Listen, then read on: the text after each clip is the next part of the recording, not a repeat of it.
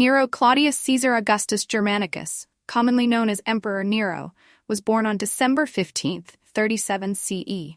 He was the son of Gnaeus Domitius Ahenobarbus and Agrippina the Younger. His father, a prominent senator, had a reputation for ruthlessness, and his mother, Agrippina, was the daughter of Germanicus, a beloved general, and Julia Livilla. Nero's early life was marked by political intrigue. His mother was ambitious and sought to secure power for her son. In 39 CE, Agrippina married the Emperor Claudius, making Nero the stepson of the emperor and positioning him for future prominence. Claudius had a son, Britannicus, from his previous marriage, but Agrippina managed to have Nero adopted by Claudius in 50 CE, making him the heir to the throne. Ascension to power. The death of Emperor Claudius in 54 CE marked the beginning of Nero's reign. The circumstances surrounding Claudius's death remain controversial, with many historians suggesting that Agrippina may have poisoned him to secure Nero's ascent. Nero was just 16 years old when he became emperor, and his early rule was initially dominated by his mother's influence. Early reign and influence of Agrippina. During the first few years of Nero's reign, Agrippina wielded considerable power. She was instrumental in securing Nero's position and ensured that his rule was consolidated. However, the relationship between mother and son soon soured. Agrippina's overbearing nature led to conflicts with Nero, and by 59 CE, Nero ordered her assassination. This act was part of a broader pattern of political purges and consolidations of power. The influence of Seneca and Burrus. With Agrippina out of the way, Nero's early administration was guided by his advisors, notably the philosopher Seneca and the prefect of the guard, Burrus. This period was marked by a relative stability and a focus on reform. Seneca and Burrus were able administrators who sought to curb the excesses of Nero's rule, and their influence was pivotal in the early years of Nero's reign. Decline and tyranny. As Nero matured, his administration began to unravel. The influence of Seneca and Burrus waned, and Nero became increasingly autocratic. His reign saw a series of scandals and controversial actions, including the murder of his first wife Octavia and the subsequent marriage to the freedwoman Poppaea Sabina. Nero's personal life, characterized by cruelty and decadence, became a significant aspect of his public image. Nero's rule was also marked by his extravagant lifestyle and lavish spending. He undertook numerous building projects, including the construction of his grand palace, the Domus Aurea, following the Great Fire of Rome in 64 CE. The fire, which devastated much of the city, was rumored to have been started by Nero himself, though evidence supporting this claim is scant.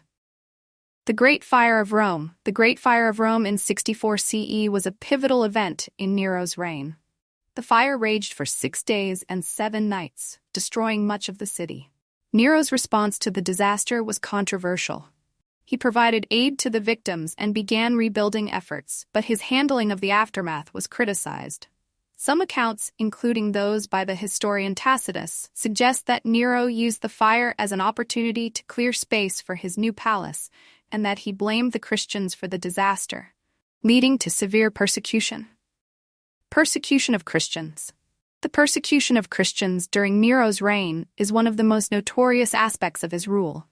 Following the fire, Nero sought to divert suspicion away from himself by blaming the Christian community. Christians were subjected to brutal punishments, including execution, and many were tortured and killed in public spectacles. This period marked the beginning of state-sponsored persecution of Christians in the Roman Empire. Revolts and political instability. Nero's reign faced increasing challenges from various fronts. In 65 CE, a significant conspiracy against Nero, known as the Pisonian Conspiracy, was uncovered.